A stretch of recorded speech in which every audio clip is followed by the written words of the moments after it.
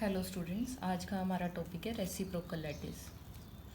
And reciprocal lattice portrays diffraction phenomena. Previous lecture में हमने different experimental method discuss किए थे एक्सरे डायफ्रैक्शन के। आप देखिए इस पिक्चर में कि ये पिक्चर एक रियल क्रिस्टलाइन मटेरियल शो कर रही है, और अगर इसका हम डायफ्रैक्शन स्टडी करें, इसका डायफ्रैक्शन इस तरह से आएगा, which is like series of spots. और ये स्पॉट्स किनको सेट ऑफ पैरेलल प्लेन्स को रिप्रेजेंट करते हैं। तो इन डायफ्रैक्शन पैटर्न को पोर्ट्रेज करने के लिए, एक्सप्लेन करने के लिए हम रेसिप्रोकल लैटिस का यूज़ करते हैं। Reciprocal lattice is an infinite periodic three-dimensional array of points whose spacing are inversely proportional to the distance between planes in direct lattice.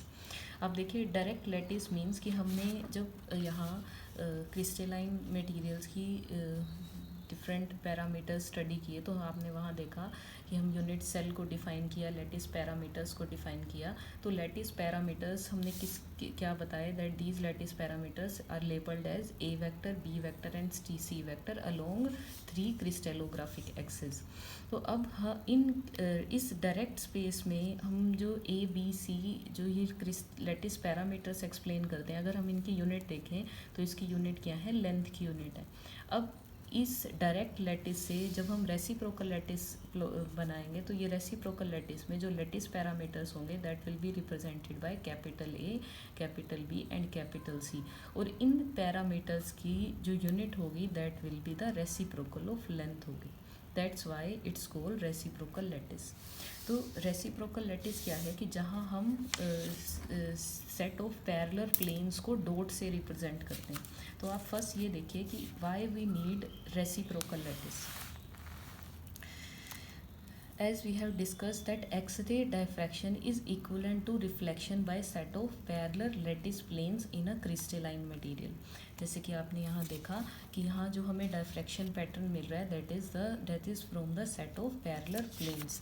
और आप देखिए जो प्लेन्स हैं, अगर हम इस पिक्चर में देखें, suppose this is a diagram shows a particular unit cell, और इस यूनिट सेल में अगर हम एक प्लेन ड्रॉ करें कि सपोज ये, अगर इस यूनिट सेल में हम एक ये ओरिजिन कंसीडर कर लें, और इस ओरिजिन के रिस्पेक्ट में अगर हम इस प्लेन को देखें, तो ये प्लेन क्या के मिलर इंडिसेस क्या होंगे, दैट विल बी 1 0 0, कि अगर हमने इस डायरेक्शन में एक्स एक्सिस कंसीडर किया, तो इस प्लेन की मिलर इंडिसेस क्या है, 1 0 0। इसी तरह अगर हम ये शेडेड प्लेन देखें, तो इस प्लेन के मिलर इंडिसेस क्या होंगे, 2 0 0। 2 0 0 मीन्स कि जो ये प्लेन है ये एक्स एक्सिस पर 1/2 पर कट कर रहा है, तो इसके इंटरसेप्ट क्या होंगे, 1/2 इन्फिनिटी एंड इन्फिनिटी। तो इसके मिलर इंडिसेस क्या हो जाएंगे, 2 0 0 हो जाएंगे। तो ये हम इस तरह से सेट ऑफ पैरेलल प्लेन्स को रिप्रेजेंट करें। आप देखिए एक प्लेन ये है विच हैव मिलर इंडिसेस 1 1 1। इसी तरह अगर हम कंप्लीट क्रिस्टलाइन मटेरियल देखें, तो कंप्लीट क्रिस्टलाइन मटेरियल में different set of parallel planes हैं जो क्या है, जिनकी ओरिएंटेशन डिफरेंट है और इंटरप्लेनर स्पेसिंग भी डिफरेंट है। तो इन सभी सेट ऑफ पैरेलल प्लेन्स को 3 डायमेंशन में विजुअलाइज करना और इनका डायफ्रैक्शन पैटर्न स्टडी करना बहुत डिफ़िकल्ट है। तो इस डिफ़िकल्टी को ओवरकम करने के लिए साइंटिस्ट थे पी इवोल्ड, जिन्होंने रेसिप्रोकल लैटिस का कंसेप्ट दिया इन 1920, कि ये रेसिप्रोकल लैटिस रेसिप्रोकल लैटिस क्या करता है, डायरेक्ट लैटिस को रिप्रेजेंट कर रहा है but in a easy way. तो यहाँ हम किन प्रॉपर्टीज़ की हेल्प से, क्रिस्टल प्लेन की प्रॉपर्टीज़ की 2 प्रॉपर्टीज़ हैं, which is there slope, means जो सेट ऑफ पैरेलल प्लेन्स की स्लोप है और उनके बीच में इंटरप्लेनर स्पेसिंग है। तो इन 2 प्रॉपर्टीज़ को यूज़ करके हम रेसिप्रोकल लैटिस को प्लॉट करते हैं। तो यहाँ रेसिप्रोकल लैटिस क्या है, दैट किस तरह से प्लॉट करेंगे, that each set of parallel planes on a direct lattice can be represented by a normal to these planes having length proportional to the reciprocal to their interplanar spacing. जैसे आप यहाँ देखिए कि अगर हम इस प्लेन को रेसिप्रोकल लैटिस में रिप्रेजेंट करें, तो हम किस तरह से रिप्रेजेंट करेंगे। आप देखिए ये किसी भी डायरेक्ट लैटिस में कि कोई अगर ओरिजिन कंसीडर किया जाए कि सपोज ये ओरिजिन है और इस ओरिजिन से ये प्लेन 1 0 0 कहाँ है, यहाँ ओरिएंटेड है, तो इसकी इंटरप्लेनर स्पेसिंग निकालने के लिए हम इस ओरिजिन से इस प्लेन पर परपेंडिकुलर प्लॉट करेंगे, और ये परपेंडिकुलर की जो लेंथ होगी that will represent interplanar spacing, जो किसके इक्वल होगी, D 1 0 0 के इक्वल होगी।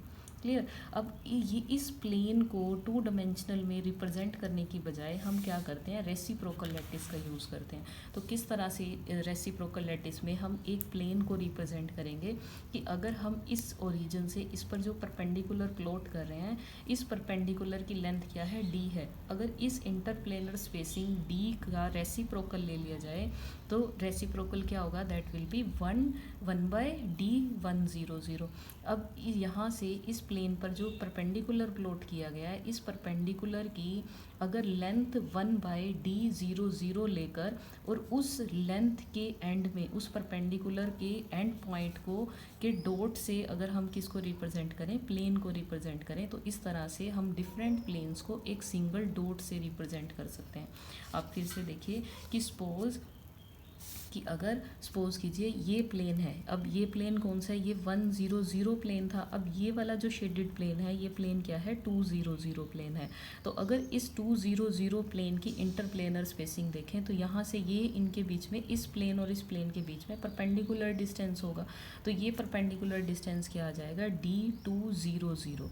क्लियर। अब इसको रेसिप्रोकल लैटिस में रिप्रेजेंट करने के लिए हम क्या करेंगे कि जो इंटरप्लेनर स्पेसिंग हमने ये डायरेक्ट लैटिस में ली है, अगर इस इंटरप्लेनर स्पेसिंग का क्या ले लें, रेसिप्रोकल ले लें, और रेसिप्रोकल लेने के बाद हम उस डिस्टेंस पर डॉट किस तरह से रिप्रेजेंट करें कि जिस डायरेक्शन में हमने परपेंडिकुलर प्लॉट किया है, कि जैसे सपोज कीजिए कि अगर हम यहाँ से 100 की बात करें तो इस ओरिजिन से हम इस डायरेक्शन में शो कर रहे हैं, मींस परपेंडिकुलर इस डायरेक्शन में प्लॉट कर रहे हैं, तो रेसिप्रोकल लैटिस में इस प्लेन को भी इसी डायरेक्शन में शो किया जाएगा। तो यहाँ से अगर ओरिजिन से परपेंडिकुलर इस डायरेक्शन में प्लॉट किया गया है तो 100 रेसिप्रोकल लैटिस में भी ओरिजिन के रिस्पेक्ट में इस डायरेक्शन में आएगा। क्लियर। तो हम किसी भी प्लेन पर परपेंडिकुलर जो प्लॉट कर रहे हैं, उस परपेंडिकुलर की ओरिएंटेशन इस प्लेन की ओरिएंटेशन को रिप्रेजेंट करेगी। और परपेंडिकुलर प्लॉट करने के बाद अगर उस परपेंडिकुलर की length reciprocal of interplanar spacing ले लें और उस लेंथ के उस परपेंडिकुलर के एंड पॉइंट पर डॉट लगा लें, कि सपोज हमने ये परपेंडिकुलर लिया और इसके एंड पॉइंट डॉट को किससे रिप्रेजेंट कर सकते हैं, एक प्लेन से रिप्रेजेंट कर सकते हैं इन रेसिप्रोकल लैटिस। क्लियर।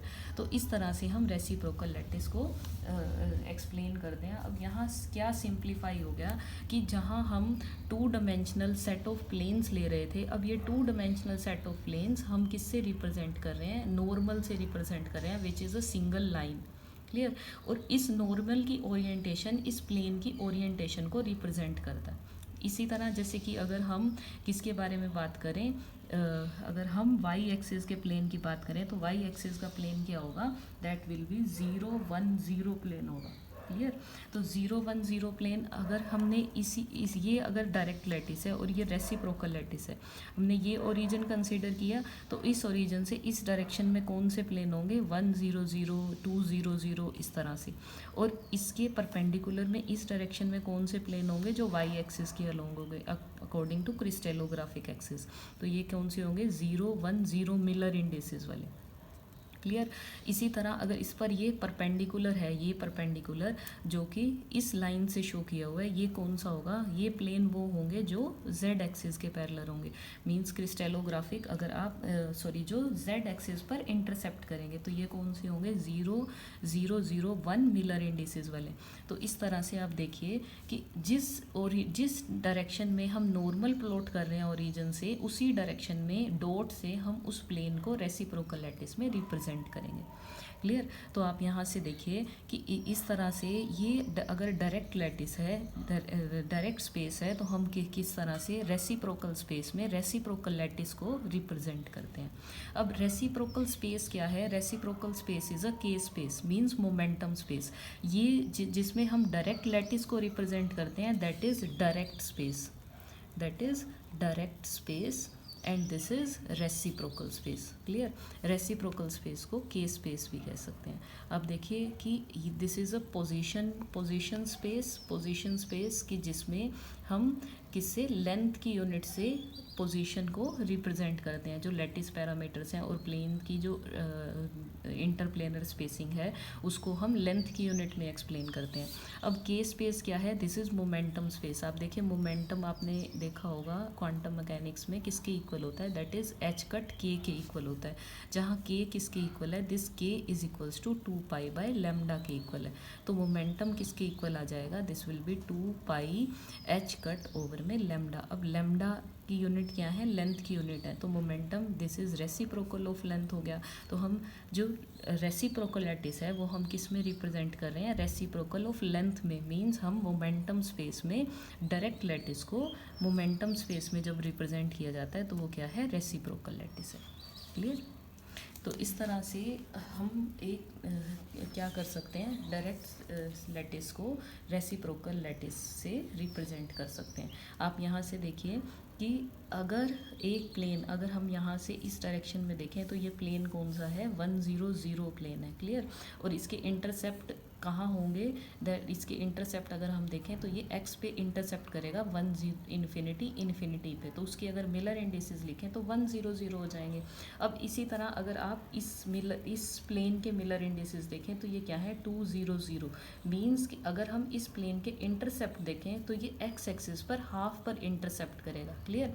तो इसका मतलब क्या है कि हम जब 100 को रेसिप्रोकल स्पेस में रिप्रेजेंट करेंगे तो उसकी पोजीशन यहाँ पर आएगी इस पॉइंट की, और जब 200 को रिप्रेजेंट करेंगे तो उसकी पोजीशन इस पॉइंट पर आएगी। क्यों? आप देखिए इस ओरिजिन से इस प्लेन का डिस्टेंस D100 है और इसका रेसिप्रोकल लेंगे तो इस पोजीशन पे आ जाएगा। This is 1/D100। और इसी तरह जब आप D200 को रिप्रेजेंट करेंगे तो इनकी बीच की इंटरप्लेनर स्पेसिंग क्या है? D200। और जब इसका रेसिप्रोकल लेंगे तो इसका रेसिप्रोकल क्या आएगा? यहाँ आएगा इस पॉइंट पे। This is reciprocal of D200। तो क्या आप नोट कीजिए यहाँ से कि अगर डायरेक्ट स्पेस में प्लेन्स ओरिजिन के पास आ रहे हैं तो रेसिप्रोकल स्पेस में प्लेन्स जो हम डॉट से रिप्रेजेंट कर रहे हैं ये ओरिजिन से दूर जा रहे हैं। तो इस तरह से हम सेट ऑफ पैरेलल प्लेन्स को रेसिप्रोकल लैटिस में विजुअलाइज कर सकते हैं। तो यहाँ से आप देखिए कि जो प्लेन्स वाई एक्सिस पर इंटरसेप्ट करेंगे उनको हम 010 से रिप्रेजेंट करेंगे। तो अगर यहाँ ये 010 प्लेन की रिप्रेजेंटेशन है और हम क्या करें कि वाई एक्सिस के साथ साथ हम एक्स एक्सिस की पोजीशन भी वाई एक्सिस के साथ साथ अगर आप जेड एक्सिस की पोजीशन भी चेंज करते जाएं तो इस डायरेक्शन में मीन्स इस परपेंडिकुलर डायरेक्शन में जो इस तरह से शो किया हुआ है यहाँ पे 011 012 इस तरह से प्लेन्स आगे मिलते जाएंगे। क्लियर? आप यहाँ से देखिए इस पॉइंट से कि अगर ये 100 प्लेन है और इस 100 से अगर आप z एक्सिस में मूव होते जाएं तो कौन से प्लेन मिलेंगे? 101 वाले। और अगर y एक्सिस में मूव होते जाएं तो कौन से मिलेंगे? 110 प्लेन मिलेंगे। तो इस तरह से ये सीरीज ऑफ डॉट्स क्या रिप्रेजेंट कर रहे हैं? प्लेन्स को रिप्रेजेंट कर रहे हैं। क्लियर? आप यहाँ से अगर एक्स वाई और जेड तीनों डायरेक्शन में मूव करें तो हमें कौन सा प्लेन मिल रहा है? दिस इज़ 111 प्लेन जो कि इस डॉट से रिप्रेजेंट किया हुआ। तो रेसिप्रोकल लैटिस क्या है? Reciprocal lattice is a lattice represented in के स्पेस और मोमेंटम स्पेस। तो इस तरह से हम क्या कर सकते हैं? रेसिप्रोकल लैटिस को डायरेक्ट लैटिस को रेसिप्रोकल लैटिस से रिप्रेजेंट कर सकते हैं कि यहाँ जहाँ हम प्लेन्स को 2 डायमेंशन से प्लॉट कर रहे थे अब ये क्या आ गया? सिंगल डायमेंशन में हम प्लेन को रिप्रेजेंट कर सकते हैं। So this is the important and need of reciprocal lattice. और यहाँ इसकी इम्पोर्टेंस क्या है कि पहले हम जब ब्रैग्स लॉ स्टडी कर रहे थे तो हम diffraction phenomena set of parallel plane से स्टडी कर रहे थे।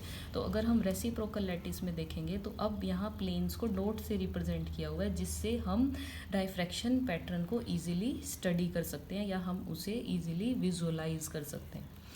जैसे कि अगर हम डायरेक्ट स्पेस में देखें तो सभी सेट ऑफ प्लेन्स इन जो आपस में इंटरपेनिट्रेटिंग है एक दूसरे के, जैसे आप ये देखें कि ये प्लेन्स इंटरपेनिट्रेटिंग है, इन सबको 3 डायमेंशन में विजुलाइज करना डिफ़िकल्ट है रादर कि अगर हम इन्हें रेसिप्रोकल लैटिस में विजुलाइज करें। So this is the importance of reciprocal lattice. अब नेक्स्ट क्वेश्चन है कि हम रेसिप्रोकल लैटिस के पैरामीटर्स किस तरह से डिफाइन करेंगे। जैसे कि next topic is reciprocal lattice vectors for general crystal axis. कि अगर हम कोई जनरल क्रिस्टल एक्सिस कंसीडर करें तो जिस तरह से हम डायरेक्ट लैटिस के पैरामीटर्स एक्सप्लेन करते हैं किससे, ए बी और सी से, तो हम रेसिप्रोकल लैटिस के पैरामीटर्स को किस तरह से एक्सप्लेन करेंगे। तो आप यहाँ से देखिए कि अगर डायरेक्ट लैटिस के पैरामीटर्स ए बी और सी हैं तो रेसिप्रोकल लैटिस के पैरामीटर्स क्या होंगे, that will be capital A vector, capital B vector and capital C vector. Clear, this is capital A vector, capital B vector and capital C vector. तो आप यहाँ से स्टार्ट कीजिए कि फर्स्ट रेसिप्रोकल लैटिस क्या है, रेसिप्रोकल लैटिस की क्या नीड थी, क्या ज़रूरत थी कि हमने इसके बारे में स्टडी किया, और ये किस तरह से इजी करता है किसी स्ट्रक्चर को विजुअलाइज करने में। तो अब हमने जब रेसिप्रोकल लैटिस देखा कि किस तरह से हम विजुअलाइज कर सकते हैं, तो अब इसके पैरामीटर्स हम डायरेक्ट लैटिस के साथ किस तरह से कनेक्टेड है और किस तरह से इनके लैटिस पैरामीटर्स को एक्सप्लेन करेंगे। तो यहाँ अगर स्मॉल ए, स्मॉल बी और स्मॉल सी अगर डायरेक्ट लैटिस के पैरामीटर्स हैं, then capital A, capital B and capital C direct reciprocal lattice के पैरामीटर्स होंगे। क्लियर, तो यहाँ से देखिए कि रेसिप्रोकल लैटिस में कैपिटल ए वेक्टर किससे रिप्रेजेंट करेंगे, that is 2 pi B vector cross C vector over में वी नोट। क्लियर, यहाँ वी नोट क्या है, V naught is the volume of direct volume of unit cell in direct space. तो यहाँ से volume किसके इक्वल होता है, that is A vector dot B vector cross C vector, and A vector means reciprocal lattice vector capital A vector along crystallographic 3 crystallographic axis, इसके equal आ जाएगा। यहाँ पर जो 2 पाई की टर्म आ रही है, this is because we are moving from position space to momentum space. Clear, तो यहाँ से आप देखें तो ए बी और सी क्या है, these are the lattice parameters in reciprocal space. जिस तरह से हम ट्रांसलेशन वेक्टर को एक्सप्लेन करते हैं डायरेक्ट स्पेस में, वहाँ ट्रांसलेशन वेक्टर क्या है, that translation vector is equals to n1 A vector plus में n2 बी वेक्टर प्लस में n3 सी वेक्टर, जहाँ n1 n2 और n3 क्या है, इंटीजर्स हैं। तो इसी तरह से हमने क्या किए कि जिस तरह हमने A vector, B vector, C vector क्या एक्सप्लेन किए, लैटिस पैरामीटर्स, और रेसिप्रोकल में capital A vector, capital B vector और कैपिटल सी वेक्टर एक्सप्लेन किए। इसी तरह से लैटिस वेक्टर, इसके केस में क्या होगा, G vector, this G vector is H A vector plus में के बी वेक्टर प्लस में एल सी वेक्टर होगा, जहाँ एच के एल इंटीजर्स हैं and these are the Miller indices for planes. क्योंकि अब जहाँ जो लैटिस में पॉइंट्स शो किए गए हैं, ये क्या है, सेट ऑफ पैरेलल प्लेन्स को रिप्रेजेंट कर रहे हैं, जबकि अगर हम डायरेक्ट लैटिस की बात करें तो वो क्या थे, इमेजिनरी पॉइंट्स थे जिनकी अरेंजमेंट हमने 3 डायमेंशन में कंसीडर की, और इस अरेंजमेंट पर जब हमने बेसिस कंसीडर किया तो वो एक रियल क्रिस्टल स्ट्रक्चर को एक्सप्लेन कर रहा था। और रेसिप्रोकल लैटिस में अब जो हम पॉइंट्स देख रहे हैं, जो डॉट्स देख रहे हैं, these dots represent series of set of parallel planes. Clear, तो यहाँ जी वेक्टर क्या है, this G vector is the reciprocal lattice vector. और अगर हम डॉट प्रोडक्ट लें जी वेक्टर का टी वेक्टर के साथ, then it will be equal to 2 pi, और अगर हम 2 पाई ना लें तो ये किसी इंटीजर के इक्वल होगा। Clear, so next if you move on, कि अगर हम डॉट प्रोडक्ट देखें किसका, कि अगर ए वेक्टर डायरेक्ट लैटिस का लैटिस पैरामीटर है तो इसका dot product capital A vector के साथ क्या आएगा, दिस विल बी 1। इसी तरह अगर ए वेक्टर का डॉट प्रोडक्ट हम बी वेक्टर के साथ देखें, then it will be 0, and A vector का डॉट प्रोडक्ट सी वेक्टर के साथ देखें, then it will also be 0। इसी तरह अगर हम बी वेक्टर की बात करें, इसका dot product capital B vector के साथ क्या आएगा, 2 पाई आएगा। और अगर बी वेक्टर का डॉट प्रोडक्ट कैपिटल ए के साथ देखें तो 0, और बी वेक्टर का डॉट प्रोडक्ट कैपिटल सी के साथ देखें तब ये भी 0 आएगा। इसी तरह आप देखिए, अगर सी वेक्टर का डॉट प्रोडक्ट कैपिटल सी के साथ देखें तो 2 पाई आएगा, और सी वेक्टर का dot product capital A vector के साथ देखें तो 0 आएगा, और सी वेक्टर का dot product capital B vector के साथ देखें तो ये भी 0 आएगा। क्लियर? तो ये क्या रिप्रेजेंट करते हैं कि अगर ये डॉट प्रोडक्ट नॉन ज़ीरो है, इट मीन्स ये किसके इक्वल है, ये क्या रिप्रेजेंट करता है कि जो डायरेक्ट लैटिस का पैरामीटर है A vector, this is perpendicular to the lattice parameters of reciprocal lattice. Clear? इसी तरह यहाँ देखिए, बी वेक्टर का डॉट प्रोडक्ट कैपिटल बी के साथ भी 2 पाई है, तो ये क्या रिप्रेजेंट करता है कि this vector is normal to this vector, means direct lattice parameter is normal to the reciprocal lattice parameter. Now next is how we construct reciprocal lattice. जैसे कि हमने यहाँ बताया कि ये रेसिप्रोकल लैटिस को हमने यहाँ कंस्ट्रक्ट किया था, तो अगर हम देखें तो हमने किस तरह से इसे कंस्ट्रक्ट किया। देखिए, a reciprocal lattice to direct lattice is constructed by this method. First take origin at some arbitrary position, कि आपने जो भी डायरेक्ट लैटिस कंसीडर किया उसमें कोई आर्बिट्रेरी क्या करें, ओरिजिन, किसी भी पॉइंट को ओरिजिन कंसीडर कीजिए, and after considering origin next draw perpendicular to every set of parallel planes of direct lattice.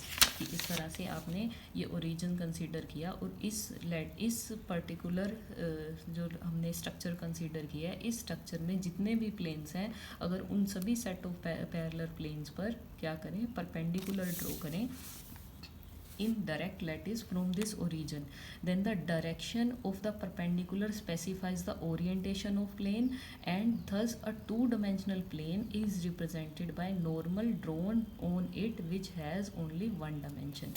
Means कि अगर हम यहाँ से इस प्लेन पर परपेंडिकुलर प्लॉट कर रहे हैं, जिसके बारे में हम डिस्कस भी कर चुके हैं कि हम 2 डायमेंशनल प्लेन को एक नॉर्मल से रिप्रेजेंट कर सकते हैं, जो नॉर्मल क्या है, एक लाइन है, और लाइन की डायमेंशन 1 डायमेंशन की हो गई। Next, now take the length of each perpendicular equal to और 2 pi times the reciprocal of interplanar spacing. कि अगर इस परपेंडिकुलर की लेंथ हम इंटरप्लेनर स्पेसिंग के रेसिप्रोकल ले लें, और रेसिप्रोकल लेने के बाद द टर्मिनल पॉइंट्स हैं इन परपेंडिकुलर्स के, then these terminal points will represent the reciprocal lattice. So in this way we can construct reciprocal lattice. Clear?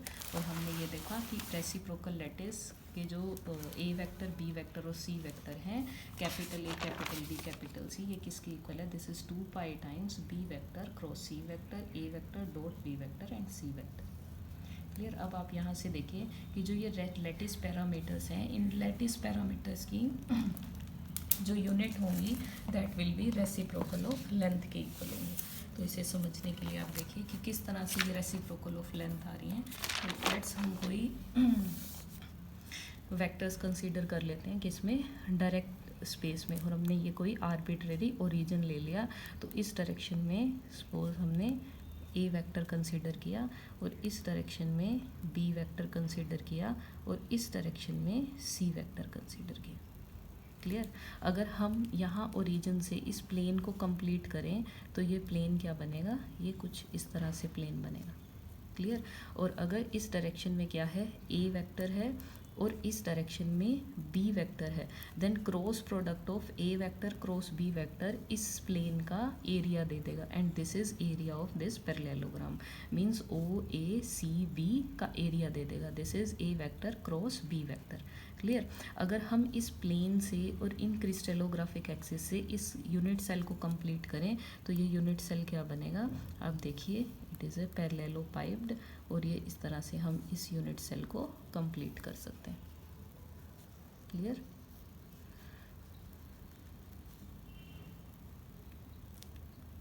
ठीक, अब हमने ये प्लेन कंसीडर किया, अगर इस प्लेन से इस प्लेन के बीच में देखें तो ये क्या रिप्रेजेंट कर रही है, इंटरप्लेनर स्पेसिंग शो कर रही है इन दोनों प्लेन्स के बीच में। और ये इसकी इस यूनिट सेल की हाइट भी शो करती है। यहाँ से अगर इस बेस से हम देखें तो ये क्या है, इस यूनिट सेल की हाइट है। तो अगर हम इसका वॉल्यूम निकालें तो ये वॉल्यूम क्या होगा, this volume will be area of OACB into में height of this unit cell. Clear. तो एरिया कितना है इसका, A vector cross B vector, और हाइट कितनी है, अगर हम इसकी हाइट देखें then height is equals to OD। इस यूनिट सेल की अगर हम हाइट देखें दिस इज OD। तो यहाँ से देखिए कि हमने डिफाइन किया कि रेसिप्रोकल पैरामीटर किसके इक्वल है, this is A vector cross B vector over में A vector dot B vector cross C vector, जो कि क्या है, वॉल्यूम है इन किसका, डायरेक्ट लैटिस का वॉल्यूम है। ठीक है। तो हमने ये लैटिस कंसीडर किया और इसका वॉल्यूम क्या है V, और यहाँ से वॉल्यूम इवेलुएट किया, ये क्या आ जाएगा, एरिया ऑफ OACB इंटू में OD which is height. Clear. अब आप यहाँ से देखिए कि अगर हम C वेक्टर देखें तो C वेक्टर किसके इक्वल है, this is equals to A vector cross B vector over में वॉल्यूम। तो A vector cross B vector किसके इक्वल है, this is A vector cross B vector over में वॉल्यूम। तो A vector cross B vector area of OACB and volume is equals to area of OACB into में OD। Clear. तो यहाँ से area cancel हो जाएगा और ये क्या आ जाएगा, रेसिप्रोकल ऑफ OD। अब ये OD क्या है, OD इज़ द ये क्या है, this is the perpendicular distance between these two planes. ये प्लेन्स क्या, ये प्लेन क्या है, D00, दिस इज 001 प्लेन है, मीन्स जो Z एक्सिस पर इंटरसेप्ट करेगा। तो इसकी इंटरप्लेनर स्पेसिंग क्या होगी, that interplanar spacing will be D001। Clear. तो यहाँ से अगर हम रेसिप्रोकल लैटिस का पैरामीटर देखें, this is reciprocal of OD which is interplanar spacing reciprocal of D001। तो इट मीन्स कि जो डायरेक्ट लैटिस के से अगर हम रेसिप्रोकल लैटिस प्लॉट करें हैं तो रेसिप्रोकल लैटिस के पैरामीटर्स की डायमेंशन रेसिप्रोकल ऑफ लेंथ के इक्वल है। इसी तरह हम एक्सप्लेन कर सकते हैं कि A वेक्टर भी क्या होगा, रेसिप्रोकल ऑफ D100 और B वेक्टर क्या होगा, रेसिप्रोकल ऑफ D010। तो इसकी यूनिट D001 की यूनिट लेंथ की होंगी, तो फिर जो कैपिटल C वेक्टर होगा इसकी यूनिट रेसिप्रोकल ऑफ लेंथ की होगी। क्लियर। इसके बारे में हम डिस्कस कर चुके हैं कि जो इनके अगर हम डायरेक्ट लैटिस पैरामीटर्स और रेसिप्रोकल लैटिस पैरामीटर्स के डॉट प्रोडक्ट लें तो ये क्या आएंगे, किस केस में यूनिटी होंगे और किस में यूनिटी होंगे, ये क्या है, एक दूसरे पे परपेंडिकुलर। क्लियर। आप यहाँ से इसे प्रूव भी कर सकते हैं, जैसे कि अगर हम कैपिटल C और स्मॉल c का डॉट प्रोडक्ट देखें तो डॉट प्रोडक्ट क्या होता है, dot product explains the projection. जैसे कि अगर हम वेक्टर देखें कि A vector dot B vector, ये किसके इक्वल आता है, A वेक्टर का magnitude and B vector magnitude cos theta. तो ये क्या एक्सप्लेन करता है, this explain the projection of B vector on A vector. Clear. तो यहाँ से ये क्या एक्सप्लेन करेगा, projection of C on capital C vector. Clear. तो अब यहाँ से देखिए आप कि यहाँ से C वेक्टर क्या है, C वेक्टर इज़ द, अगर हम डायरेक्ट स्पेस में देखें तो ये क्या एक्सप्लेन कर रहा है, इस यूनिट सेल की हाइट विच इज़ OD, और यहाँ से हमने कैपिटल C निकाला which is reciprocal of OD। तो रेसिप्रोकल ऑफ OD इंटू में OD क्या आ जाएगा, unity, means C dot C क्या आएगा, यूनिटी के इक्वल आएगा। और जो 2 पाई टर्म आ रही है वो किसकी वजह से है, कि हमने बताया कि हम क्या मूव कर रहे हैं, डायरेक्ट स्पेस से रेसिप्रोकल मीन्स मोमेंटम स्पेस में मूव कर रहे हैं। Now the next topic is properties of reciprocal lattice, and now onwards we continue in our next video. Thank you students.